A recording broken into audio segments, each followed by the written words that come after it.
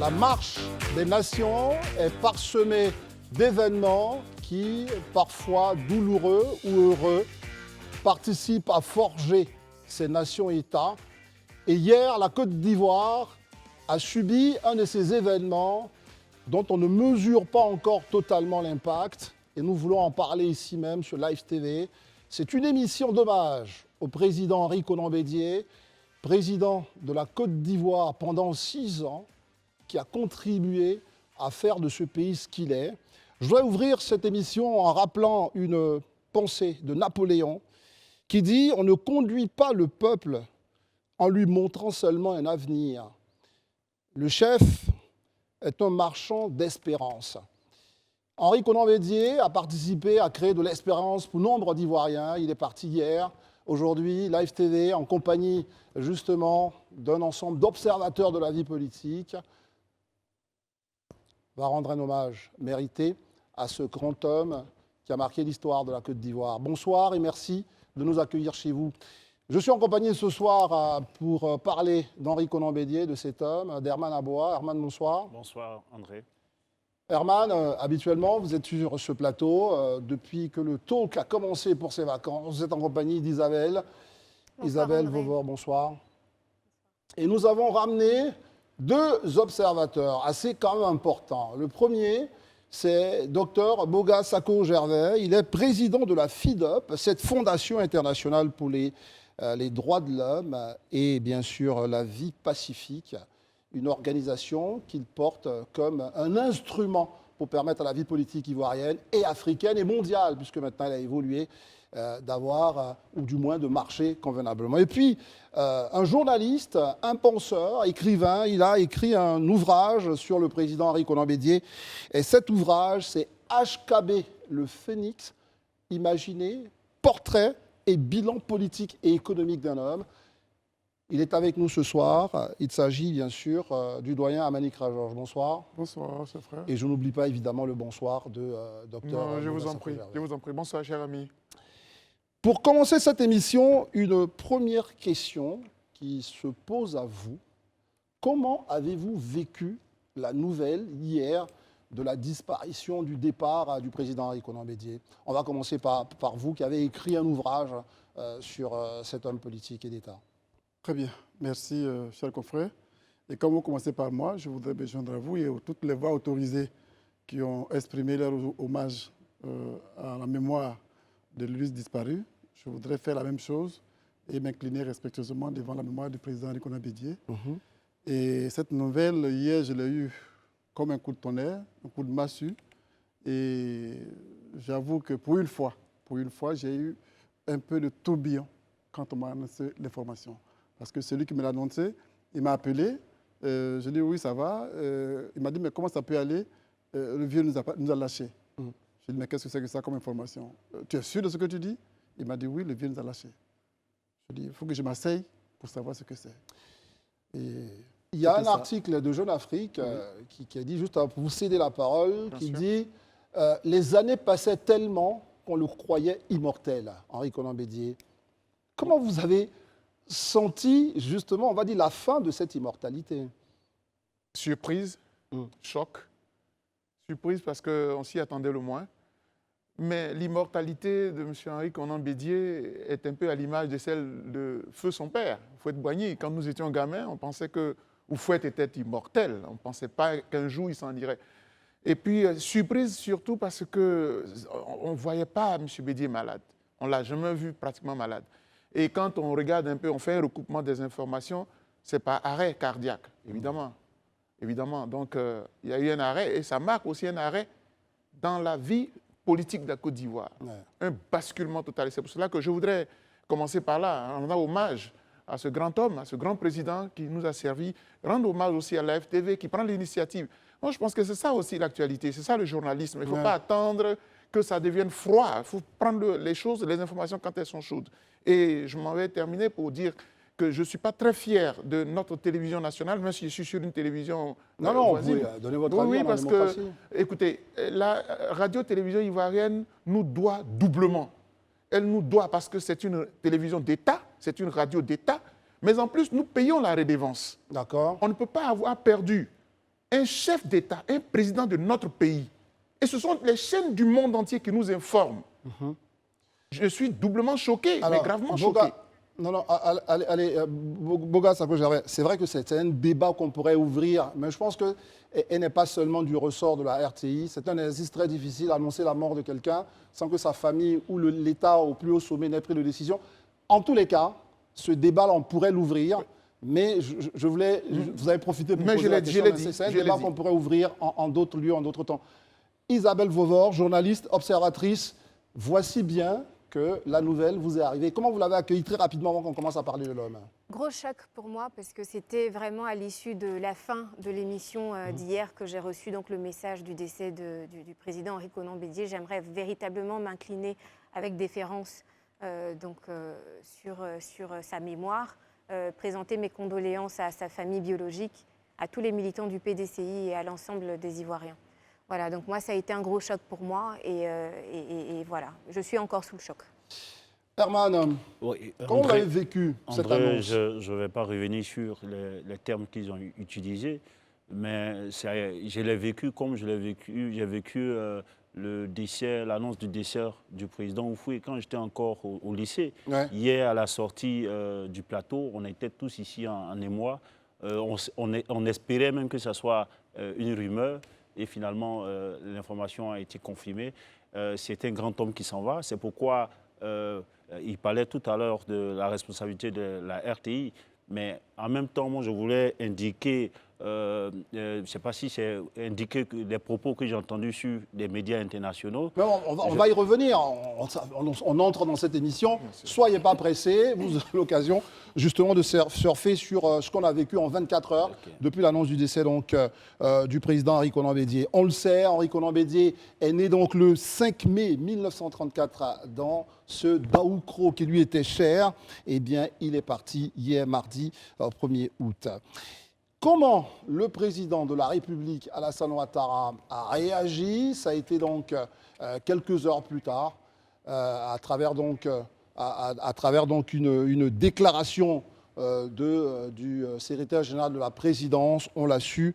Et tout de suite, on va donc se poser la question, qui était Henri Konan Bédié? Que saviez-vous de cet homme, de cet homme politique, une sorte de roi à Caen? Que saviez-vous de lui? Qu'est-ce qu'on peut dire tout de suite d'Henri Konan Bédié?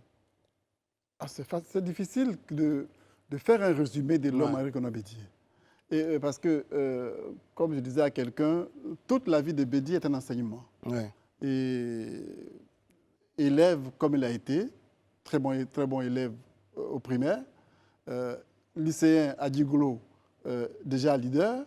Adabou, on l'appelait déjà l'empereur. Et donc, vous voyez qu'il marquait son temps. À Paris, il arrive, il prend tout de suite la tête de la FEANF et autres.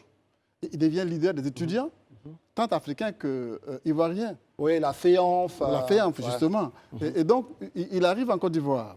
Il se distingue. Il fait juste une année à la tête de la caisse de compensation à l'époque, je crois. Et tout jeune, à 28 ans, il va à l'ambassade de France aux États-Unis. 26 ans même. 26 ans, pardon. Effectivement, 28 ans, il devient ministre. Donc, il va comme conseiller technique à l'ambassade de France aux États-Unis. Et puis, en 60, il devient ambassadeur. Et il est le plus jeune ambassadeur de tous les États accrédités auprès des États-Unis. Et là encore, c'est lui qui va mettre en place toute la structure de la Côte d'Ivoire à l'ONU, avec à l'époque Issou Rassoun. Et donc, je vous dis que quand on a cherché à connaître l'homme, il est très difficile de répondre à une question tout simplement devant les téléspectateurs, parce qu'il y a beaucoup à dire sur l'homme. Monsieur Amani Kouajon, vous avez exactement compris le sens de ma question. C'était de commencer par les débuts de cet homme, et vous avez bien fait de nous dire. Et puis, pour rentrer dans la suite de l'histoire d'Henri Konan Bédié, ça a été son passage donc, au gouvernement. Et qu'est-ce que vous en savez? Qu'est-ce que vous êtes jeune, on reviendra à vous, vous êtes tout jeune. Qu'est-ce que vous avez retenu justement d'Henri Konan Bédié, ministre, puisqu'on en a parlé pendant toute une époque? Mais moi, je sais que quand on était encore très petit, on avait les chaînes PAC qu'on voyait à travers tout le pays. C'était l'œuvre du ministre de l'économie et des finances en son temps, le président Henri Konan Bédié. Mais moi, il y a un aspect. Permettez-moi de vous arrêter là-dessus pour rendre tout ça dynamique. Il faut qu'on s'arrête sur quand même cette expérimentation de chaîne PAC et de chaîne avion, etc. Vous êtes de cette génération. C'était quoi au fond cette idée? Alors, au fond, On s'arrête là-dessus. oui, très bien. L'idée, c'était qu'à l'époque, avant qu'il y ait l'avènement des chaînes PAC, il y avait ce qu'on appelait les chaînes avions, C'est ça. les magasins chaînes avions, et qui étaient un peu une autre face de ce qu'on appelait le comptoir français de l'Afrique de l'Ouest, qui donc faisait tout un ensemble de commerce général au niveau du pays. Et donc, à l'arrivée du ministre Henri Konan Bédié, c'était de pouvoir récupérer cette chaîne de distribution à travers la Côte d'Ivoire. Et c'était donc, et la formule de la chaîne PAC, c'était que c'était en même temps une structure qui permettait aux jeunes Ivoiriens diplômés de BPC ou de niveau seconde d'avoir une formation, et ensuite l'État leur livrait les marchandises générales, ils en étaient les gérants, et c'est un peu des histoires de dépôt-vente en sorte. ça. Voilà, donc c'est en termes de dépôt-vente, et maintenant, ils s'auto-finançaient à partir de cela. Donc ça a créé beaucoup d'emplois à l'époque, tout autant que ça a permis à beaucoup de chefs de sous-préfecture d'être dotés de magasins de commerce général. Une fois qu'on a dit ce que c'était que les chefs PAC, les chaînes PAC, vous vous dites, ça c'est une idée qui vous a marqué. C'est ce que vous retenez Oui. de son passage au ministère de l'économie et des finances. Vraiment cela, parce que quand j'étais petit, on était encore au primaire, les enseignants, notre enseignant par exemple, lorsqu'il voulait un journal, il partait en plein village à Memni, on partait à la chaîne PAC qu'on trouvait. Bon, souvent, actuellement même, on peut dire qu'il y a certains villages où il n'y a pas de journaux qui soient distribués. Mais il y a une autre image qui m'a marqué quand j'étais encore au lycée, parce que le lycée Tiapani Dominique, c'était le lycée école normale de Dabou qui a été rebaptisé Tiapani Dominique. C'est ça. J'étais dans une classe, en première D par exemple, il y avait sur une des tables, il y a le nom d'Henri Konan Bédié, c'était dans la classe où j'étais. Et puis, il a été nos parrain de promotion en 96. Oui. Je veux dire que c'est quelqu'un, lorsque on voit au lycée, lorsqu'on a eu à voir ses notes, c'est quelqu'un qui n'était pas... Il était brillant. C'était un monsieur qui C'était un élève brillant. J'avais dit maître, en tout cas, docteur Bogas Sago-Jarret. Sur ça, ce parcours, son entrée en politique, etc., son arrivée dans le gouvernement, c'est quoi? Qu'est-ce qui vous est resté, vous qui êtes aussi un historien, justement, de la vie politique? Oui, observateur, vous voulez dire. En fait, c'est vrai, Henri Konan Bédié, mais nous, de l'extérieur, moi, je ne suis pas dans l'appareil, je n'étais pas proche. C'est vraiment vers la fin, dans ces temps-ci-là, que je me suis rapproché un peu de la haute personnalité. Je veux dire, pour nous, Henri Konan Bédié, c'est quand même le fils d'Houphouët. Ouais. Même quand on évoque son parcours, ce n'est pas Houphouët qui faisait ses devoirs. Mais quand, quelque part, vous pensez que vous êtes stigmatisé, fils ou bien proche ou bien protégé d'Houphouët, ça vous profite aussi. Donc, je ne veux pas du tout écarter cela. Ce que je voulais dire, c'est qu'il a hérité du pouvoir après Houphouët. Et je crois que la grande difficulté de Henri Konan Bédié, c'était cela. Après Houphouët, venir prendre le pouvoir. Et il a réussi à marquer quand même son empreinte avec les 12 chantiers de l'éléphant d'Afrique. Voilà, il a essayé de marquer... Les 10 chantiers les 10 chantiers, et les 12 travaux de l'éléphant d'Afrique. Très bien. Les 10 chantiers et les 12 travaux de l'éléphant d'Afrique. Donc voilà, c'est une haute personnalité qui a su relever notre pays, qui a marqué notre nation avec des grands projets. Il avait des ambitions également aussi. Bon, on reviendra là-dessus. Isabelle Vauvaux, à l'instar de vos camarades sur ce plateau, vous aussi, vous avez justement connaissance de ce qu'il a eu à poser comme acte, même si, évidemment, vous étiez toute Beaucoup jeune. plus jeune, oui. Mais pour la jeunesse, en tout cas, Henri Konan Bédié était un modèle, une inspiration. Il a tout eu dans son parcours professionnel, jusqu'à la magistrature suprême.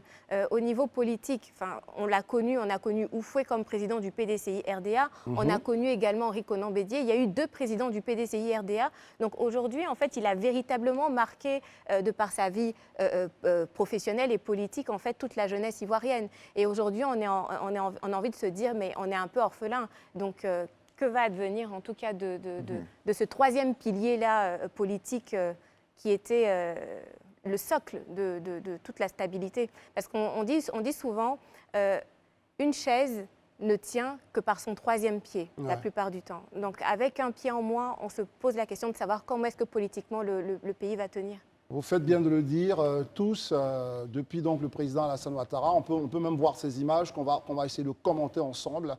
se sont donc aujourd'hui déplacés, allés déjà chez le président Henri Konan Bédié, sans oublier tout le personnel politique.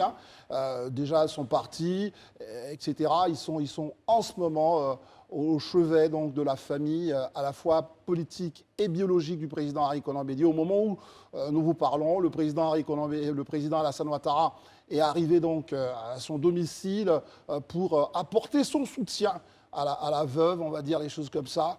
Et tous les acteurs politiques utilisent ce moment important pour marquer encore une fois notre esprit de solidarité qui ne doit jamais quitter la Côte d'Ivoire. C'est un événement, c'est vrai, douloureux, mais un événement qui sert à raffermir un socle commun. C'est bien sûr le destin de la Côte d'Ivoire, les enfants de la Côte d'Ivoire qui se retrouvent dans un moment comme celui-là pour dire il a été quelqu'un d'important pour nous et on continuera toujours de le célébrer. Donc c'est une image, on va la commenter en direct, Oui, bien sûr. c'est une image qui vous parle parce que vous avez rappelé justement toute l'histoire d'Henri Konan Bédié, mais elle n'était pas linéaire. Il y a eu évidemment cette bataille avec le président Alassane Ouattara, mais là quand on voit cette image de solidarité, le couple présidentiel au chevet de Dame Henriette Bédié, ça vous parle. Oui, ça parle et c'est tout à fait expressif et ça devait, comme je dis, c'est encore un enseignement. Parce qu'on parle de la bataille qu'il y a eu entre le président Henri Konan Bédié et le Premier ministre d'abord Ouattara et puis ensuite le président Ouattara. Mais en dehors de ça, il y a tout de même le fait que par 2 fois, les 2 premiers mandats du président de la République, Alassane Ouattara, ont été des mandats obtenus avec l'appui du président Henri Konan Bédié. Par l'appel de Yamoussoukro le 15 novembre 2010, déjà appelant les militants du PDCI à soutenir le candidat du RDR, et ensuite par l'appel de Daoukro en 2014. Ouais. Donc, quoi qu'on puisse dire, chacun d'entre eux se souvient à un moment donné de ce que le comportement des uns a été déterminant dans l'expression de ses ambitions. Et donc, je pense que c'est tout à fait normal que le président Alassane se rende au chevet de... Moi, je pense que cette image, elle est forte. Elle est vraiment forte. Et on sent une certaine solidarité entre nos acteurs politiques, même si souvent on sent des écarts, des distensions. Mais par élégance politique, on peut aussi se demander pourquoi est-ce que le communiqué du RHDP tarde à venir alors que les autres formations politiques ont plus ou moins... Mais après, Herman, ce n'est pas un concours de qui produit le meilleur communiqué. Je n'ai pas dit que c'est un... Parce qu'on peut rappeler qu'il est quand même à l'origine de la création du RHDP. Donc, bon, j'imagine qu'on veut mettre les choses... On peut mettre ça sur le compte. On peut mettre ça sur le compte. Attendez, les autres vont réagir. Enfin, vous avez dit quelque chose qui fait réagir vos camarades. Isabelle va réagir d'abord là-dessus. Non, mais je veux dire, il y a plusieurs partis politiques qui ont déjà fait sortir leur communiqué. Je veux dire, le MGC ne l'a pas encore fait, le COGEP non plus. Donc, il ne faut pas non plus clouer sous pilotis le RHDP. Je pense que ça va sortir. Le président de la République, qui est aussi le président du RHDP, a déjà réagi à travers un communiqué. Donc, je pense que ça peut faire... Non, il ne faudrait pas même si je ne fais pas d'amalgame, mais je dis, je ne fais pas d'amalgame. Isabelle, il ne faudrait pas confondre, parce qu'on est en question... Ça a été le communiqué même de la présidence a été rattrapé après par le deuil de 10 jours et les drapeaux en benne. Ça, c'est bien. Attendez, laissez-moi il ne faudrait pas confondre la réaction de l'État, donc qui est exprimée par le chef de l'État, le président de la République, et le communiqué qui devrait venir du RHDP. Très bien, Herman, là-dessus, on va permettre à Dr Boga Sako-Gervais de réagir face à ce qui pourrait être une forme de polémique. Non, moi je pense qu'il n'en a pas du tout. Okay. C'est-à-dire que moi je suis assez bien placé parce que mon organisation produit tout le temps des communiqués. Vous savez, le communiqué fait partie des systèmes de communication. Par exemple, il y a un événement qui se produit, je me déplace pour venir être présent moi-même. C'est la FIDOP qui s'est déplacée, pas besoin de communiquer. J'ai été présent. J'ai réagi, je vous ai soutenu. Et mieux, peut-être qu'à l'occasion de la visite, j'ai pondu une déclaration avec un journaliste. Ça participe de l'action de la FIDO. Regardez aujourd'hui, le président de la République, il aurait pu attendre qu'on lui envoie le programme. Et comme le dit tout à l'heure Isabelle, moi je l'ai souvent décrié, mais c'est la réalité. Il est président de la République, mais il est en même temps le président du RHDP. Donc quand il se déplace à chaud, parce que là, il n'y a même pas 10 jours, On est pratiquement dans le feu de l'action et le président de la République s'est déplacé. Très bien. Et je tiens à Est-ce qu'on peut- préciser on- aussi qu'il s'est on- déplacé avec ouais. une délégation du RHDP. Non, on peut Ouais. refermer cette politique, enfin, cette politique, Oui, bien cette sûr. polémique En échange, oui. qui, au regard du... Enfin, si on doit voter, en fait, elle n'en est pas une. Je partage amplement cet avis. Mais on va aussi revoir les autres acteurs importants. Isabelle a parlé de ces 3 pieds, de notre socle, j'allais dire même de dialogue qu'on a essayé d'imposer depuis quelques jours. Henri Konan Bédié qui vient de partir. Alassane Ouattara qui est allé pour son hommage, salutations à la famille. Il y a eu aussi le président Laurent Gbagbo qu'on a vu arriver. Voyez-vous, et c'est vraiment, je vous le disais en début d'émission, une nation, elle vaut aussi par sa façon de gérer les moments douloureux. Et ces images qu'on voit là sont des images qui nous démontrent encore une fois que nous pouvons prendre de la hauteur. C'est bien pour cela que je pense qu'une polémique n'est pas franchement utile ni la bonne chose, parce que mais si moi j'ai mal que j'ai envie de réagir 2 heures ou 3 heures ou 4 heures plus tard, qui sommes-nous pour juger de la douleur de chacun, pour réagir face à un événement? Donc voilà, et je pense que voir le président Gbagbo, voir Alassane Ouattara arriver, c'est quelque chose qui rassure. Non, sur là, c'est notre la Côte d'Ivoire capacité qui se rassemble là émotionnelle. aujourd'hui. Moi, je pense qu'aujourd'hui, franchement, et nous, c'est même un privilège que nous soyons su. C'est pour ça que je vous ai salué. On aurait pu attendre que tout s'organise afin de faire des plateaux pour recevoir des invités. Mais à chaud, vous l'avez fait. Je pense que nous sommes tous dans le moment de deuil. Et puis, c'est vrai que tout à l'heure, mais je ne manquerai pas de critiquer la RTI. Ça, on ne peut pas me l'enlever. Oui, on va. Voilà. Mais je continue pour dire que... nous avons vraiment un cheminement que Oui, non, je sais. souhaiterions Mais je voulais dire que reprendre. c'est la République qui s'est réconciliée là. Et ça, c'est très bien. Tout à l'heure, nous avons vu, elle aussi, elle fait partie de notre patrimoine national. C'est bien sûr Henriette Bédié, ce couple-là. Il faut qu'on en parle très rapidement. Oui. Et son ami n'est plus là. Parce qu'elle a même changé de nom pour pouvoir... Donc, il y a une chose à dire là-dessus, mais c'est même, on va dire, quelque chose... C'est lui qui a changé de nom, enfin, je ne sais plus qui a changé de nom. C'est lui qui a changé de nom, voilà, par amour. Donc là, on voit bien que la douleur de cette dernière, elle est vraiment indescriptible. Je vous pose la question. Mais vous l'avez dit, c'est une douleur indescriptible. Vous savez, j'ai refusé tout de suite de voir l'image parce que j'ai du mal à voir cette image-là. Ouais. Parce qu'entre autres, je suis journaliste, j'ai écrit sur le mari, mais je suis le chargé de communication de Servir. Ouais. Et donc, je suis aussi assez proche d'elle. Ouais. Et donc, je sais, comme tous les Ivoiriens le savent, la complicité qu'il y a entre ce couple. J'ai parlé de son ami, justement. Absolument. Et donc, aujourd'hui, les gens m'appellent, me demandent est-ce que tu l'as vu, elle est comment. Je dis, je refuse même de voir pour l'instant. Chacun porte sa part de deuil et que c'est après que j'irai là-bas. Et donc, c'est vraiment une déchirure de son cœur que je prie Dieu de donner la force nécessaire de pouvoir soutenir cette douleur-là. Parce que, vous l'avez dit, hein, comme je l'ai dit, le vieux monsieur qui vient souvent à la télévision, qui dit ma biche royale et tout ça, c'est l'expression de vraiment son amour et cette complicité. Je pense que vous avez tout dit. On ne va pas revenir sur ça parce que je veux que dans l'histoire de Live TV, ça reste comme peut-être l'unique témoignage sur cet amour. Je veux qu'on reparle, on avance sur les passions de l'homme, Henri Konan Bédié, sans doute passionné de la Côte d'Ivoire, mais passionné aussi des choses de la Côte d'Ivoire. Qu'est-ce que vous savez de ce qu'il aimait? On nous disait que, comme vous faites, il était un passionné d'agriculture. Il y a des choses qu'il adorait. Est-ce qu'on peut en parler, ses habitudes, son sport, sa façon de passer du bon temps, Isabelle? Pour les jeunes, en tout cas sur les réseaux sociaux, on s'amusait bien à diffuser donc, les photos du président Henri Konan Bédié, cigare à la bouche, lunettes de soleil fumé, le petit chapeau. Vraiment, c'était son identité physique et culturelle, comment est-ce qu'il apparaissait. Et on avait l'impression en fait, qu'il n'avait pas d'âge finalement, parce qu'il se retrouvait en fait, à être intergénérationnel.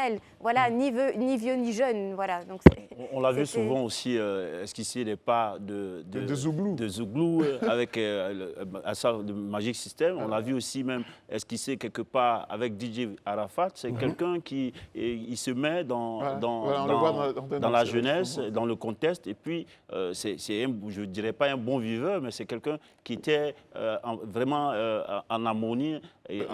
On aurait pu penser que c'était un traditionnaliste. Enfin, c'est un peu étonnant. C'est-à-dire qu'on aurait pu penser qu'au regard du fait qu'il est un peu comme un chef, il allait être réticent à avoir quelques exubérances dans la façon d'exprimer son émotion. Moi, sur ce coup-là, je ferai un témoignage. Comme je vous ai dit, moi, je reviens d'exil. Et je demande à rencontrer un certain nombre de leaders pour les saluer, parce que ça fait 10 ans, nous sommes partis, nous sommes des critiques sociaux, etc.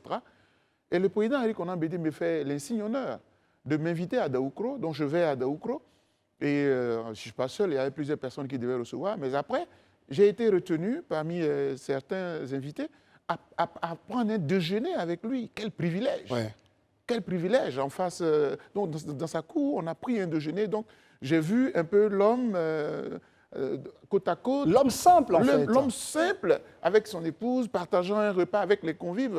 On n'était pas triés exceptionnellement, mais la plupart de ceux qui étaient arrivés vers la fin sont restés pour déjeuner avec lui, toujours avec le même symbole. Il ne faut pas oublier quand même que c'est vrai qu'il est patriarche, il est chef traditionnel, mais c'est un bon bourgeois aussi. Un bon bourgeois, c'est-à-dire que toutes les méthodes de la bourgeoisie, on le voit. C'est-à-dire, voilà, quand vous parlez du cigare, tout ça, ça fait partie du mythe Bédié, voilà. Alors, sur ça, vous avez parlé du couple, et mes autres camarades ont parlé de l'homme qu'il est.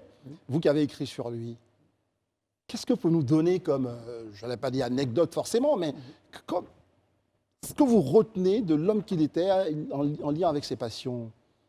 Non, les passions, justement, je regardais tout à l'heure Boga, je voulais dire, à la limite, on pourrait dire que Bédié, c'est un homme caméléon. Parce qu'il savait porter tous les statuts. Et dans les règles de l'art, si on voit le Bédié qui aime la bonne vie, comme vous dites, il le fait dans les règles de l'art. Si on voit Bédié, l'homme politique, il le fait dans les règles de l'art. Et le chef Baoulé, il le fait dans les règles de l'art. Pas de confusion, mais il le réussit dans la manière qu'il faut. Ouais. Et donc, ce que je retiens, quand je dis que sa vie, c'est un enseignement, je retiens cet homme qui, quand les gens parlent de lui, parfois on ne le connaît pas. Parce que Bédié a été planteur au même titre que des grands planteurs pendant qu'il était ministre, où il n'était pas obligé d'aller au champ. Mais il avait des vastes plantations à Divo, et des vastes plantations de palmiers à Sassandra, même jusqu'à Grand Bérébi. Aujourd'hui, il a des milliers d'hectares d'EVA. Et ça, même président de la République, il partait au champ. En fait, cette affaire d'agriculteur, ce n'était pas de la communication, c'était vraiment quelque chose de vécu. Oui, et il y avait un vrai attachement à la terre. Absolument, absolument, absolument. Le président de la République qu'il était à l'époque, il partait au champ. Moi, je me rappelle, il y avait un de nos directeurs généraux qui avait un souci. Bon, il voulait se marier, il voulait informer le président de la République qu'il ne pouvait pas le joindre. Et puis bon, il m'a contacté et j'ai dit, bon, on va y aller. Ouais. Et quand on est arrivé, on nous dit, ah, vous n'avez pas prévenu, le président est parti au champ. Et donc, on est resté là. Et puis bon, on est allé à l'hôtel de la paix. Et à 17h, on nous appelle, on dit, ah, le président est arrivé. Et il dit de venir parce que s'il rentre en chambre, il ne sort plus. Et on est arrivé, il était en jean avec sa paire de bottes et tout ce qu'il y avait avec. Bon, j'ai appris que vous êtes venu. S'il y a une urgence, vous me communiquez. Donc, vous voyez que souvent, je dis, les gens ne connaissent pas Bédié. Il y a une autre chose, un autre sujet. Quand on dit il aime la belle vie, il n'exagère pas la belle vie. Ouais. Ça, il faut que les gens le sachent. Ça, c'est quelque chose qu'on peut retenir de lui. Oui, n'exagère pas. N'exagérez pas la belle vie. Et Herman, sur ça, il était à Daoukro, c'est ce qu'il aimait, on parle de... Vous, en tant qu'observateur politique, finalement, son affaire de Daoukro, c'était aussi, j'allais dire, quelque chose qui le définissait, être dans ce peuple de Daoukro. On l'appelle le Sphinx de Daoukro. C'est quelqu'un, c'était son refuge. Ouais. Au-delà de la proximité de Pépressou, qui est son village, Daoukro, c'était son refuge. Là-bas, il était dans son rôle de prince baoulé. Et là-bas, il était toujours aux côtés de sa famille, de village. Il assistait même aux réunions, selon ce qu'il a appris, aux réunions du village. Ouais. Donc, Daoukro, quand on constate, lorsqu'il a envie de se reposer, au lieu de chercher des endroits chics ailleurs, il se rend dans son Daoukro. C'était une source finalement d'inspiration pour lui. Moi, je me souviens, ça montre aussi son côté très attaché à la tradition, mais il était parrain de la génération Imbéchoué. Ça, c'était dans les années 92 à Memni. Il a déplacé tout un échantillon du Fokue à Ké jusqu'en France pour aller présenter à la Côte d'Ivoire, ce village de la Côte d'Ivoire là-bas. Donc c'est quelqu'un qui est au-delà de, comment il a dit, de ce côté bourgeois qu'on lui connaît, c'est quelqu'un qui avait les deux pieds dans la tradition. Voici la première partie de cet hommage que nous rendons donc au président Henri Konan Bédié, né à Daoukro. C'est vrai, il est parti à Abidjan, mais son attachement pour cette terre de Daoukro était inscrit en lui, son attachement pour la nation ivoirienne. Nous voulons en parler depuis sa naissance et puis on reviendra dans cette deuxième partie d'émission sur ce parcours politique, ses dissensions et en même temps on évoquera son héritage politique. Ce sera dans un instant. Il fallait que cette chanson nous arrête parce que, pour être un peu plus simple, c'est l'un des premiers spots de la musique ivoirienne et elle concernait Henri Konan Bédié de la part d'un des plus grands chantres de l'histoire musicale de Côte d'Ivoire. Henri Konan Bédié, vous le savez, est parti hier et depuis la Côte d'Ivoire est rentrée dans une phase de recueillement, un deuil décrété par les plus hautes autorités de l'État, président de la République, pour permettre aux Ivoiriens de se recueillir dans ce moment particulièrement douloureux qui voit l'un de ses valeureux fils partir dans les bras justement de ce qu'on peut appeler nos ancêtres. Je voudrais, mesdames, messieurs, vous dire merci d'être toujours en compagnie de la FTV pour cette émission hommage. Toujours en notre compagnie, il y a bien sûr Herman Aboa, Isabelle Vauvor, Dr Boga Sako-Gervais, sans oublier le doyen Manikra Georges qui sont avec nous. Et nous a rejoint sur ce plateau un élu de la nation, député maire de Tout-le-Pleu, maire de Tout-le-Pleu, pardon, qui est avec nous. Il s'agit de Denika Guillon, journaliste aussi, qui évidemment est un fidèle du président Henri Konan Bédié. Je préfère dire les choses comme ça. Il me dira si cette présentation lui va. Le président Henri Konan Bédié a connu des moments parfois de tourments dans son parcours politique. On en parlera très rapidement et lui, il est resté toujours fidèle. Je voudrais qu'on entre tout de suite avec cette phase qui a déclenché la succession. Comment Henri Konan Bédié devient le successeur constitutionnel, sachant que d'autres cadres, à l'époque du PDCI, je pense à l'un des plus illustres, Philippe Grégoire Yassé, aurait pu l'être. Comment ça s'est fait et comment avez-vous vécu ça? Comme vous venez d'arriver, je vais essayer d'entrer avec vous pour savoir quelle était votre lecture de l'arrivée d'Henri Konan Bédié au poste de président de l'Assemblée nationale. Oui, merci, chef frère. Nous avons répondu vraiment à votre invitation. J'avoue qu'une présence sur le plateau pour parler au passé de son père, c'est un peu difficile. Mais nous allons essayer. La question que vous posez, la succession donc, du président Houphouët-Boigny par donc, le président Henri Konan Bédié, c'est un choix de l'homme politique Houphouët-Boigny, qui connaissait l'homme, qui l'a vu, qui l'a même pratiquement mis sous ses ailes. Et ils ont travaillé ensemble, il a décelé en lui des qualités. Et puis, vous savez, ça n'a pas été aussi facile.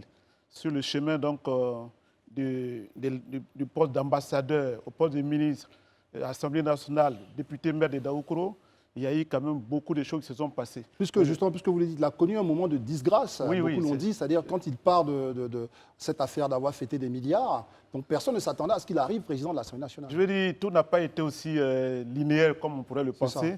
Et la vie d'un homme politique est toujours faite donc des étapes souvent difficiles. Et le président Henri Konan Bédié a su donc enjamber tout ceci. Et puis bon, il a fini par convaincre le président Houphouët-Boigny qu'il pouvait donc être son successeur.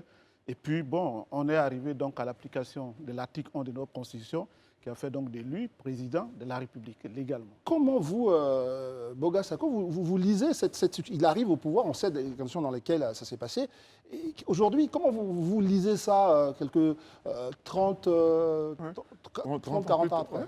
En fait, sur la question de son arrivée au pouvoir, il y a deux faits qu'il faut noter. Ouais. Lui, M. Denis Cazillon, il a fait la description avec un regard d'un homme dans la chambre, puisqu'il est dans le parti du président Bédié. Nous qui sommes à l'extérieur, l'article 11, étudiant à l'époque, on a beaucoup glosé là-dessus. Ouais. L'article 11 a été pensé pour nous, pour le fils putatif d'Houphouët-Boigny, qui était Henri Konan Bédié. Parce que qui hérite enfin, de l'Assemblée nationale, qui est à l'Assemblée nationale, bénéficie de l'article 11. C'est ça. Et on considère que nous, le regard qu'on a, c'est que Houphouët a préparé Henri Konan Bédié pour sa succession, en fait. Et chaque fois que je me rappelle de ces grands débats, ces grands forums à la télévision, quand on lui demandait qui est son successeur, il disait toujours un chef ne dit jamais. C'est ce que disait Houphouët. Voilà. Mais nous, on Et le pourtant, comprend. ouais. L'article 11 était là pour tout dire. Et deuxième élément de son accession encore au pouvoir, c'est après, à la mort d'Houphouët-Boigny, lorsqu'il se déplace pour aller à la télévision, parce qu'il y a eu une turbulence nationale. Et je crois que c'est le président Fologo qui expliquait très bien, qui avait des tendances. Et le président Henri Konan Bédié a dû se déplacer quelque part pour aller à la télévision. Comme quoi, ce ne sont pas seulement... Voilà. Amani Georges, le président Henri Konan Bédié arrive au pouvoir donc, à travers donc, cet article 11. Est-ce qu'aujourd'hui, dans ce que vous savez de lui, c'est quelque chose qui l'a marqué, cette façon de succéder à celui qu'il considérait comme son père? Alors justement, je vais revenir un peu en arrière par rapport à votre question, parce que vous avez cité le président Philippe Yassé, comment Bédié a pu remplacer Philippe Yassé, et puis par rapport à ce que Dr Boga disait, je pense qu'il y a des choses qu'il faut Allez-y, bien sûr, vous êtes un sachant. Voilà, alors l'arrivée du président Bédié à l'Assemblée nationale, vous voyez, le président Houphouët-Boigny, quand vous suivez son parcours politique, il a toujours réussi à prendre le contrôle de la vie politique, de ses mouvements politiques. Ouais. Et en 1980, il avait déjà senti qu'il y avait un peu de faiblesse dans le personnel politique et que des ambitions commençaient à naître au niveau du personnel politique. Et c'est de là qu'est parti ce qu'on appelait le pluralisme des candidatures dans le parti unique, avec ce qu'on appelait le train de la démocratie à l'ivoirienne, où il y avait plusieurs candidats à l'intérieur du PDCI. C'est d'ailleurs à ce faveur de cette décision que les cadres de Daoukro se sont dit, puisque maintenant tout le monde peut se présenter, nous, notre leader qui a été sorti du gouvernement, il faudrait qu'on le ramène maintenant dans le jeu politique. Et c'est comme ça qu'ils sont partis le voir. Vous voulez revenir sur cette affaire entre Yassé et tout ça, mais c'est pour nous dire quoi? Que finalement, c'était un choix réfléchi d'Houphouët? Oui, mais c'était encore une autre façon de dire que Bédié a toujours été leader et il a toujours cherché les moyens d'être leader. Parce que dès lors que le président Houphouët-Boigny a dit tout le monde peut être député, et que lui, il vient, il logne tout de suite la place que lui, c'est la place des leaders. C'est ça. Et à l'époque, il a fait ce qu'il fallait faire, parce que quand il est arrivé, à la limite, il a contribué au financement de la campagne de plus de la moitié des candidats à l'époque aux législatives. À tel point que, puisqu'on était dans une option où il fallait voter, il avait déjà une emprise sur un ensemble de députés. Et c'est ce que le président Philippe Yassé a compris dans les derniers moments pour lesquels il a compris qu'il ne fallait pas faire ce jeu-là parce que c'était pratiquement gagné d'avance pour le président Bédié. Voilà. Maintenant, Dr Boga a parlé de ce que l'article 11, on a l'impression que c'était institué pour le père à son fils ou au dauphin. Mais quand vous prenez la constitution de Côte d'Ivoire, l'article 11 a été modifié à plusieurs reprises. Tout à fait. On a eu même ce qu'on appelait à l'époque le vide constitutionnel en Côte d'Ivoire, où Houphouët, après qu'il se soit fait élire, a décidé qu'on devait avoir un vice-président élu avec le président. Mais entre-temps, il venait d'être élu. Donc, il y avait un vide constitutionnel. Et donc, autour de tout ça, pour ne pas être long, quelque part, le président Yassé, qui a commis des impairs et qui a permis à Houphouët de dire, pour réparer tout ça, je mets tout le monde dans la bascule. Et c'est vrai que lui aussi, à l'Assemblée nationale, il était aussi observé dans cela. C'est pourquoi il a eu la réputation de celui qui savait attendre son tour et qui disait que le chasseur à l'affût ne touche pas, parce qu'il se disait, bon, puisque je suis tout prêt, on pourra faire ce qu'il y a à faire. Donc il a pu, à la limite, donner le pion au président Yassé parce qu'il avait préparé. Cela était dans l'optique de ses ambitions. Très bien. Herman, sur cette affaire de succession, notamment, donc, on a parlé de l'article 11, et puis vous allez nous permettre d'ouvrir la gestion d'Henri Konan Bédié. On en parlera rapidement aussi avec... Mais rapidement, je voudrais revenir sur le contexte de parti unique. Oui, et d'accord. je dirais même dans un contexte de parti-État. Parce que lorsqu'il y avait eu ce pluralisme au sein du PDCI, des candidatures au sein du PDCI, mais c'était à des postes électifs qui concernaient les nations ivoiriennes. C'est-à-dire les députés, les maires et autres, c'était là. Et en ce moment-là, comme il a dit, par le jeu de financement de la campagne de certaines personnes, il a accédé à l'Assemblée nationale. Mais il faut dire aussi qu'on sait bien que le président Houphouët, il aimait contrôler tout. Donc, il n'aurait pas pu financer tous ces candidats-là pour accéder à l'Assemblée nationale s'ils n'étaient pas soutenus vous, il avait le soutien dans du l'antichambre président, par le président Ok. Oufoué. Donc, pour rejoindre M. Boga Sako, c'est que Oufoué a effectivement préparé le président Bédié à lui succéder. Donc il succède, il succède au président Félix Houphouët-Boigny, qui part donc le 7 décembre 1993. Et qu'est-ce qui va se passer? Il va avoir donc un Henri Konan Bédié qui part. Quand même, il faut qu'on parle de cette fracture politique, déjà avec un pan du PDCI qui va créer le RDR. Et puis, on pourra dire un mot quand même sur sa gestion, parce qu'il avait de grandes ambitions économiques. Je voudrais que sur ça, vous nous disiez un peu votre témoignage de ce moment vécu par le président Henri Konan Bédié qui arrive dans un contexte un peu difficile, même au sein de son parti. Oui, vous savez, tout changement a toujours, pas toujours avec des difficultés. Le président Houphouët-Boigny qui meurt, c'est un grand. Après, donc, Houphouët-Boigny, la succession n'a pas été aussi facile. Tout à l'heure, ils ont parlé un peu des petits soucis entre le président Bédié et le président Philippe Yassé. On sait très bien ce qui s'est passé dans cette partie donc, de la transition, où il fallait vraiment passer le témoin au niveau du PDC-RDA, des réunions qui sont tenues à la permanence du PDC au plateau, et on s'est retrouvé au Conseil économique et social, où était donc le président Philippe Yassé. Et puis, en fin de compte, le secrétaire général d'alors, Laurent Donat Fologo, a dû prendre donc une décision qui s'imposait donc le respect de la Constitution. Quand vous avez fini donc de vivre donc tous ces événements, il y a une bonne partie donc des militants du parti qui ne sont pas d'accord et donc qui vont créer la fracture, qui vont donc créer le RDR, dont le président Bédié, il hérite donc de la nation, mais il hérite d'un PDC-RDA un peu affaibli. Un peu affaibli. Donc c'est dans cette atmosphère qu'il va diriger la nation, avec donc bien sûr les secousses à l'intérieur. Ceux qui parlent sont ceux qui étaient donc ses collaborateurs, sont des gens avec qui ils ont passé assez de temps, des gens qui ont eu même des responsabilités dans ces pays, même des premiers ministres pratiquement. Ce n'était pas aussi facile. Mais il a pu tenir. Il a pu d'abord tenir donc, le parti en main. En 1994, donc lui-même, il prend donc les rênes du PDC-RDA. Il dirige le PDC-RDA, il place les hommes. Maintenant, il faut gérer la nation. Là aussi, le président s'est donc entouré donc, des ministres compétents. Ils ont travaillé, ils ont bâti. Ils ont même un programme qu'on appelle les 12 chantiers de l'éléphant d'Afrique. Bon, tout ce que nous voyons, tout ce qui se passe aujourd'hui que nous voyons, mais c'est quand même des traces du président Henri Konan Bédié.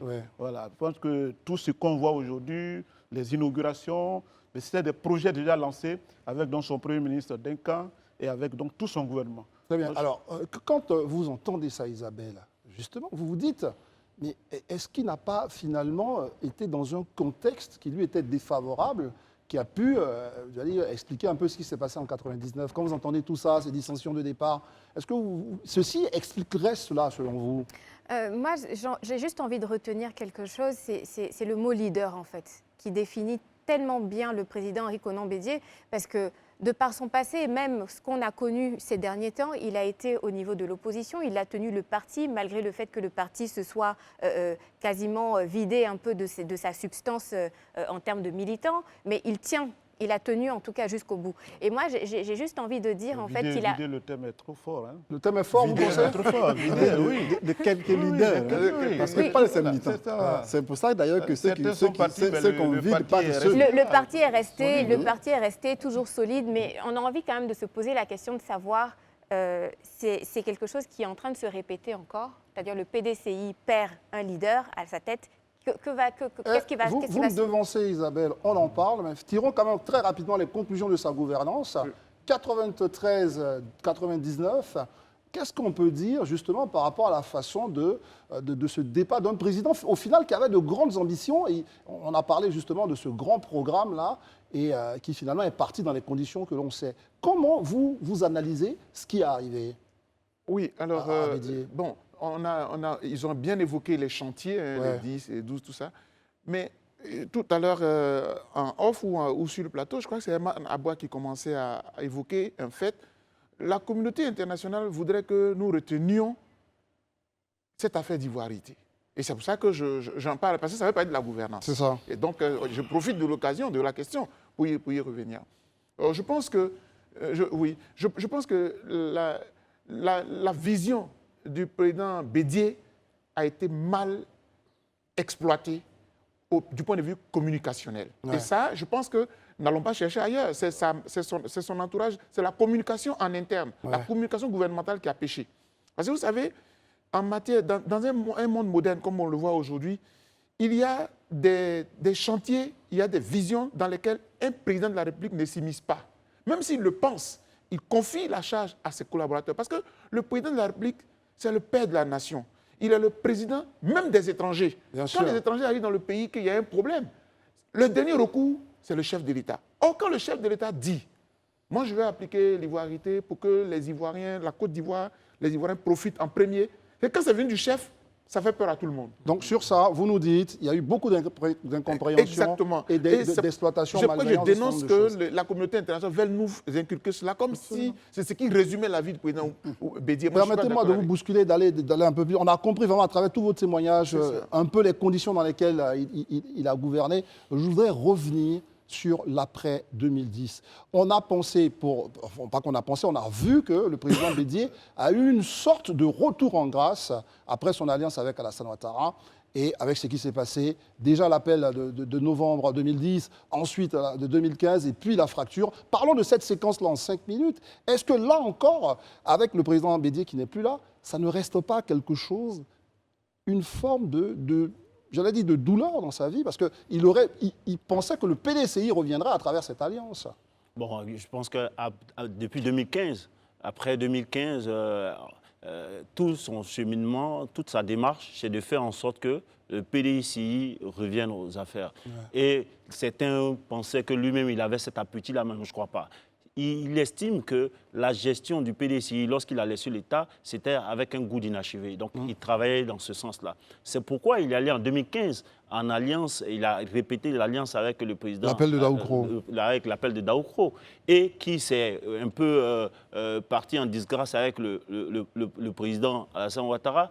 Parce que, selon lui, il n'avait pas respecté l'après 2015, en 2020, faire en sorte que ce soit un candidat. Ils sont là, je ne sais pas si c'est ce que je dis, c'est un candidat On va qui lui soit permettre de réagir des justement rangs là-dessus. du PDCI. Moi, je pense que c'est un peu cela qui laisse ce goût d'inachevé. Il n'a pas pu réussir à ramener le PDCI aux affaires. Et il espère certainement que ses héritiers vont pouvoir continuer à... Je reviendrai à vous, Monsieur Amanik Rajorge, mais il faut, sur cet aspect, sur cette séquence de vie du PDCI, rupture avec le RAGP, mais aussi cette affaire de CNT. Il faut qu'on en parle. Comment, justement, est-ce que ça, c'était pas aussi l'un des moments, on va dire, difficiles de la vie politique du président Bédié, qui s'est lancé dans une forme de rébellion entre griffes? Vous comprenez ce que je veux dire? Non, je pense que l'expression, elle est Je très dis dans forte. une forme. Ouais, elle est très forte. Mais avant même d'arriver donc à votre question, je voulais rebondir en quelques secondes sur la question de l'ivoirité. Mon voisin Boga l'a bien dit, le contexte a été créé par le président, mais comme il a dit, c'est la communication, la bonne communication qui a manqué. À telle enseigne qu'aujourd'hui, même au séjour même de son décès, des chaînes internationales se permettent donc de présenter l'ivoirité comme quelque chose de, on va dire, comme un acte vraiment De division. de division dans le pays, mais que, bon, qui serait vraiment une responsabilité du président Bédié. Sur ce plateau, je voudrais vraiment, je ne vais pas citer les chaînes, mais, chers frères, quand vous perdez une personnalité qui a passé tout son temps à construire ce pays avec donc ses compatriotes, il faut retenir quand même ce qui est positif. Absolument. L'ivoirité dont on parle aujourd'hui, hier et comme aujourd'hui, on parle encore de cette même ivoirité, peut-être de manière différente.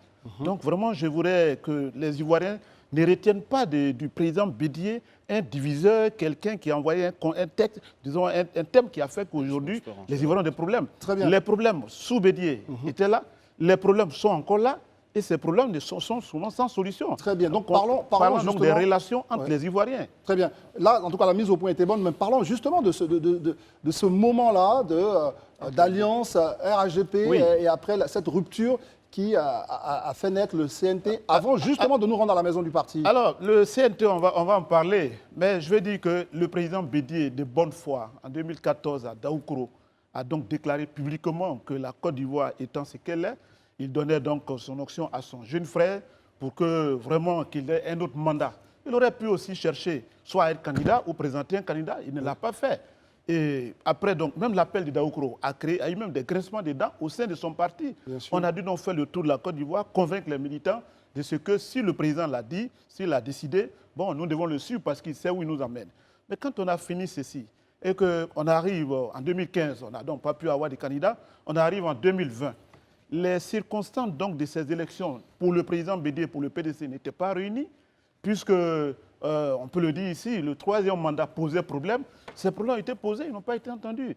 Mais est-ce que quand on parle de rébellion, une déclaration qui est faite pour dire que nous ne sommes pas d'accord avec ce que nous voyons, c'est ce qu'on appelle la rébellion? Très bien. Les gens ont pris les armes pour qu'en un laps de temps, qu'on arrive même à mettre le président Bédié en prison, pratiquement, puisqu'il y a eu donc sa résidence a été bouclée. On a ramassé donc pratiquement toutes les personnalités du parti qui ont été jetées en prison. J'ai dit qu'on lui colle le terme de tienneté, mais ce qui a été fait contre lui est plus grave selon moi. En gros, vous dites, et comme c'est la vie des acteurs politiques, il y a eu beaucoup de choses plus positives à retenir que ça. Mais un mot, justement, vous qui avez travaillé sur son bilan politique et économique, est-ce que cette séquence-là marque aussi vraiment un moment très difficile quand on apprend aujourd'hui qu'il est parti, qu'il n'est plus possible pour lui, je parle de sa réconciliation avec Alassane Ouattara, de sa rupture, ça reste un moment inachevé quand même dans son histoire politique? Absolument. Mais je pense que vous avez ouvert ce débat, cette émission, avec une citation de Napoléon, où vous avez dit que, entre autres, j'ai retenu la phrase qui dit que Napoléon l'a dit, le chef est un marchand d'espérance. D'espérance. Et Bédié, c'est ça qui caractérise effectivement l'homme Bédié. Et lui, il avait parlé des chaînes PAC et toutes ces choses-là. J'ai parlé donc de cette période. Et comme on l'a vu, déjà à cette période, il a mis la Côte d'Ivoire sur l'échelle de l'espérance. Parce qu'avec tout l'avènement des CD, avec ce qu'on avait connu à l'époque, il a fallu la crise pour stopper tout ça en 1981, puisque la Côte d'Ivoire a été placée sous le Pax en mars 1981. Et quand il est revenu au pouvoir en 1994, il a ressorti tous ses projets et on avait vu qu'il remettait encore en place un ensemble de grands projets qui constituaient encore de l'espérance pour la Côte d'Ivoire. Ouais. Et donc, dans cette mission, on l'a vu, il a restauré beaucoup de structures, il en a créé, qui sont encore aujourd'hui en place. Et donc, comme l'a dit Boga, c'est de ça que nous souhaitons que les gens retiennent. Absolument. Voilà, cet homme-là qui est vraiment... Il y a nous qui sommes sur ce plateau, mais il y a aussi tous ces militants du PDCI, on va parler de cela pour terminer cette émission, qui sont rassemblés depuis hier. L'onde de choc les a poussés à partir vers la maison du PDCI-RDA. À l'époque encore, on parlait de maison du parti. Ils étaient nombreux déjà à y être, les cadres, à se réunir, faire des conférences. D'abord, c'est la tristesse de l'endroit, et puis après, au fur et à mesure, les uns et les autres arrivaient, une forme justement de mélancolie. On voit justement l'ambassadeur Porquet et toutes ces personnes, toutes ces mamans qui étaient vraiment attristées. Et puis, au sortir de ça, parce que c'est ce qu'il faut retenir quand on voit ces images de tristesse, mais la politique, on ne le redira jamais assez, c'est de continuer de faire confiance à l'avenir. Et le PDCI, on revient sur ce plateau avec les amis le PDCI a travaillé et le PDCI nous dit, et après, nous avons les cartes en main. C'est ce que vous dites, on vous a vu aujourd'hui prendre des résolutions. Oui, nous sortons même d'une réunion. Mais je dirais que depuis hier, c'est vraiment le long des chocs que nous avons vécu. On parlerait même de séisme au niveau du parti. Parce que personne ne s'attendait vraiment à ce départ brusque du président Henri Konan Bédié. On pourrait peut-être penser qu'il était malade, on allait dire, bon, il est malade, peut-être que la maladie peut l'emporter, mais nous étions à des réunions, il y a plusieurs réunions pour préparer le congrès hier, quand nous avons été informés de ce que, bon, il y a eu un malaise à Daoukro. Malgré ça, toute la nuit, nous avons travaillé parce qu'il fallait quand même faire un communiqué pour informer les militants. Nous avons passé pratiquement 2 heures à discuter. La succession, d'abord, du président Henri Konan Bédié. À la tête du parti. À la tête du parti. Nos textes sont clairs. L'article 40 du règlement intérieur dit clairement que quand le président décède, c'est le doyen d'âge des vice-présidents qui prend la place, qui assure donc l'intérim pendant 6 mois. Ouais. Nous avons donc vu la liste, donc les vice-présidents sont nombreux. Il fallait donc voir qui était réellement le doyen d'âge. Ouais. Et le doyen d'âge que nous avons trouvé, qui est effectivement le doyen d'âge, c'est le professeur Philippe Kopli-Boni, qui cet après-midi donc a été présenté à une réunion du secrétariat exécutif extraordinaire, élargi donc au collège donc des vice-présidents. Et il a été présenté. Et tout le monde a été d'accord de manière unanime. Il est donc le président par intérim du PDCRDA. Est-ce que tout ça, vous, observateur de la vie politique, vous vous dites c'est rassurant? Le PDCI, finalement, avec le départ de son président, ne se retrouve pas au bord, on va dire, de la fracture. Je suis même agréablement surpris. Parce que de l'extérieur, on nous a toujours fait croire que le PDCI, c'est un mythe. Bédié est assis, il contrôle tout, c'est lui, il ne voit pas de successeur. Qui va candidater? C'est lui, il n'y a personne d'autre. Et là, on nous dit, il y a des textes. Chapeau. Des textes. Parce que c'est ça. Vous savez, nous sommes dans un état de droit. On ne peut pas être dans un état de droit et puis ne pas avoir des textes clairs, de façon à ce qu'aujourd'hui, moi, je voudrais que le PDCI continue sur cette lancée-là, de sorte qu'on n'assiste pas demain à des vols en éclats, de ceci ou de cela. Un parti qui se respecte, il définit des règles et puis il essaie de les respecter. Isabelle, Pour vous... poursuivre voilà. sur le règlement, il faut savoir qu'il est intérimaire pendant 6 mois, mais au C'est bout ça, de 6 pendant mois, 6 un mois. congrès doit être organisé où là, on pourrait avoir en fait une certaine guéguerre entre certains leaders en interne du parti. Non, mais il peut même avoir une guerre. Mais j'ai dit le plus difficile, hein, c'est la ça, période que nous avons vécue d'hier à aujourd'hui. Beaucoup de choses pourraient se passer. Ouais. On pourrait me présenter même un doyen d'âge qui pourrait me contester. On pourrait me créer même d'autres situations. Ouais. Mais on a pu vraiment enjamber donc cette période. Je pense que le plus difficile a été fait. Le reste, pendant 6 mois, on a des responsables, on a des doyens, on a des sages au parti. Tout sera mis en place vraiment pour que la succession en termes donc des présidents légaux vraiment soit assurée sans problème. Ça, je peux vous le dire. Peut-être avant que le maire ne réponde aussi, ne réagisse là-dessus, comment vous voyez le PDCI dans le jeu électoral qui arrive le 2 septembre finalement? Le PDCI dans le jeu électoral, je ne crois pas que ça puisse déranger le calendrier, puisque le calendrier, le président Bédié a pu voir la liste des différents candidats, a fait l'arbitrage avant que cette annonce soit faite, que cette nouvelle-là ne tombe. Donc les candidats sont connus, ils iront, je crois bien, ils sont là en campagne, et puis ils vont s'affronter aux autres. Et plus tard, dans 6 mois, s'il y a élection d'un nouveau président, le jeu va se faire. D'ailleurs même, je ne dis pas que c'est une bonne chose que le président Henri Konan Bédié parte, mais aujourd'hui, on constate qu'au moins, il ne sera pas là et on verra le jeu démocratique se dérouler au sein de son parti pour que les velléités qu'on a eues depuis là et dont on soupçonnait le président de Bédié de tirer des ficelles puissent bien se dérouler. Mais moi, avant cela, je voudrais revenir un peu sur la question d'idoirité. On lui colle cela. Or, ce concept, à l'origine, c'était dans les années 1980, c'était des intellectuels. Ngoramboa et autres, après, un peu plus dans la moitié des années 90.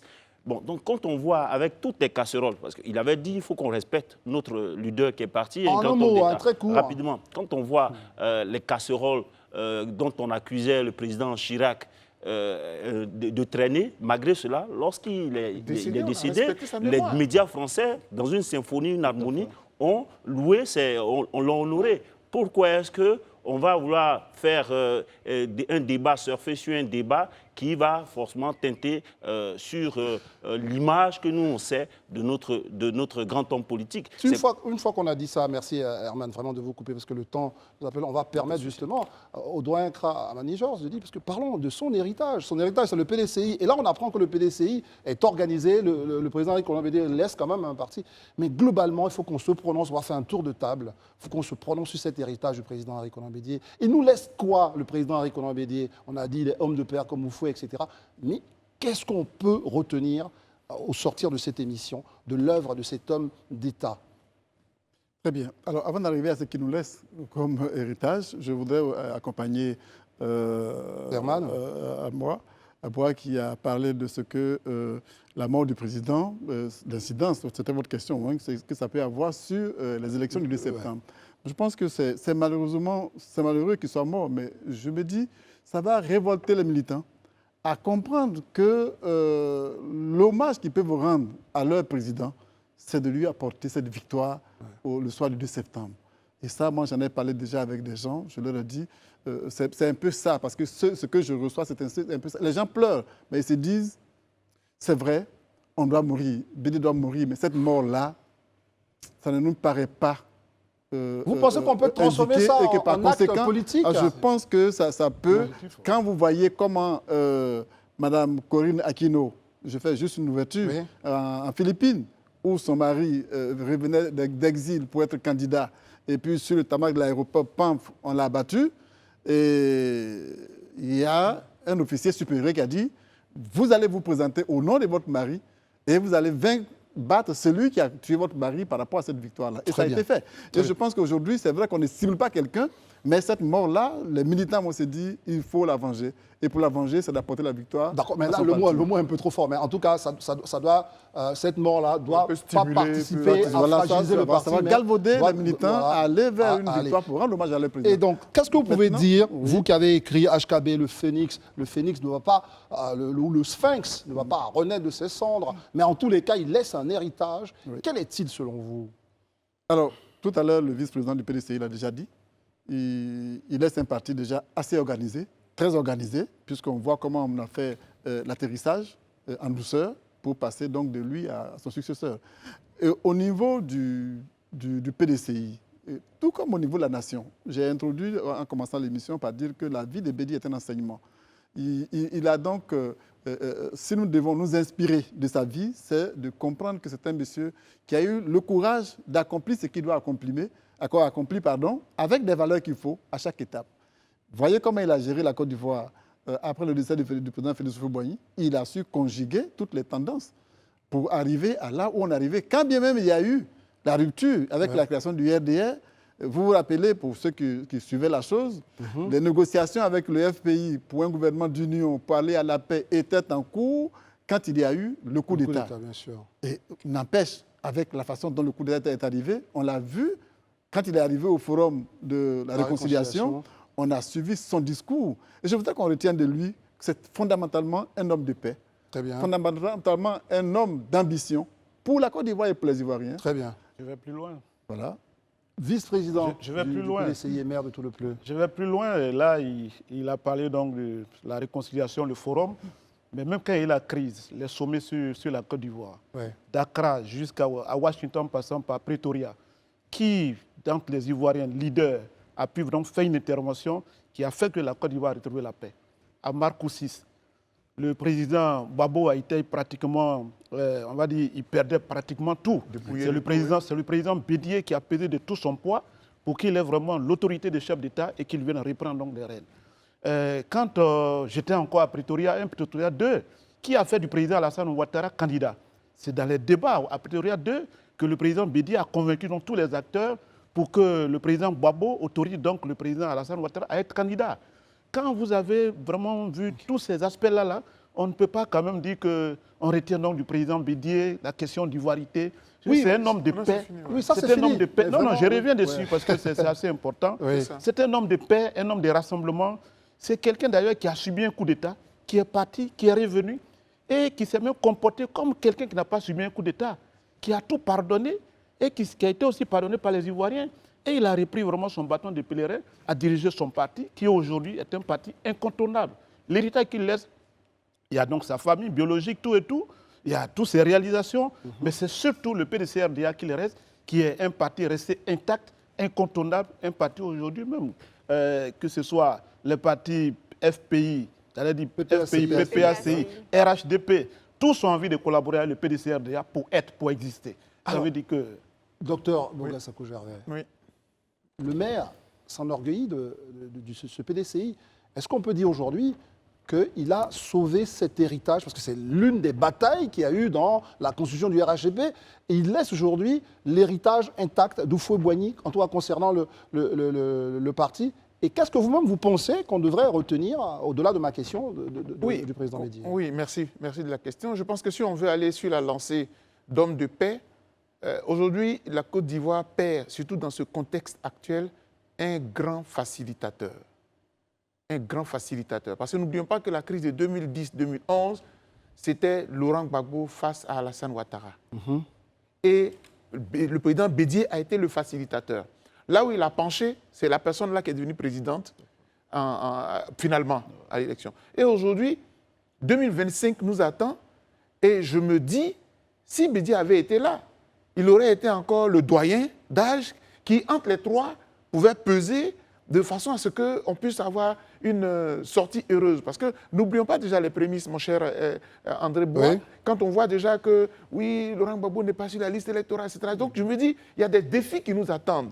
Le président Bédié qui, aujourd'hui, s'en est allé, nous allons manquer un facilitateur. Et du coup, il y a un bouleversement du jeu politique. Moi, je fais là maintenant une analyse politique assez forte. C'est le troisième pilier, on a dit les trois grands. Un grand s'en est allé. Il en reste deux. Le deuxième n'est pas sur la liste électorale. Que va-t-on faire? Donc, vous voyez, ce sont des questions qu'on pose. Je n'ai pas la réponse aujourd'hui, mais vous m'avez demandé de réfléchir, alors j'ai réfléchi. OK. Herman Aboua, Henri Konan Bédié. Moi, je pense qu'il laisse, entre autres, il reste en héritage les deux autres acteurs de la vie politique. Vous savez, son départ doit faire mesurer leurs responsabilités au sein même de leur démarche dans leurs partis respectifs, mais aussi, surtout, dans leur vision de la Côte d'Ivoire. Comment est-ce que, et qu'est-ce qu'ils veulent laisser eux aussi en héritage à la nation ivoirienne? Je pense que le départ du président Henri Konan Bédié doit pouvoir interpeller chacun d'eux parce que, voilà, demain c'est aujourd'hui. Demain, c'est aujourd'hui, et vous le dites, le président Henri Konan Bédié est parti, mais deux autres de ses frères sont là. Vous pensez qu'ils ont aujourd'hui la lourde responsabilité, à la limite, de garantir son héritage. Isabelle Vauvor, c'est toujours beau quand c'est une femme enfantrice de l'espoir qui parle, qui va nous dire ce qu'elle retient justement de cet homme du pardon. Au final, quand j'entends les autres, vous, c'est quel héritage vous pensez qu'il représente Henri Konan Bédié? Le président Henri Konan Bédié, pour moi, son héritage, ce sont des valeurs. Courage, abnégation et leadership. Elle nous dit courage, abnégation, leadership.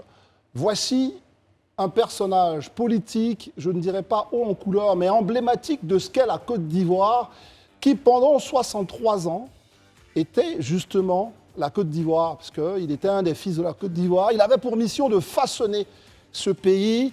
Il a fait avec ses faiblesses, il a fait avec ses qualités, mais il demeure l'un des nôtres.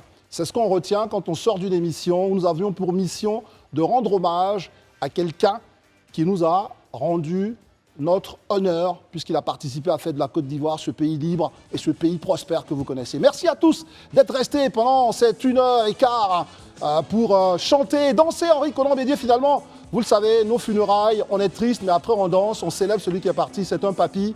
Il a tellement bien vécu. Nous en sommes heureux. Nous vous remercions d'être restés avec nous. Retrouvons-nous demain. Le talk revient. On va parler de la vie ivoirienne. Ce sera encore avec Éric Landry et ses camarades. Merci d'être venus, d'être restés avec nous. À très très bientôt et que Dieu nous assiste. Merci à vous. Merci.